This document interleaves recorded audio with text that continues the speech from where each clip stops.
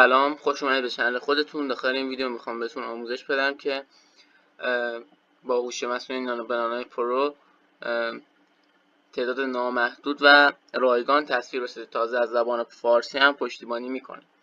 کافیه تو گوگل این عبارت رو سرچ کنید، بعدش این قسمت کریت ویت فلو رو بزنید، ثبت نام کنید، وارد این محیط براتون میشه و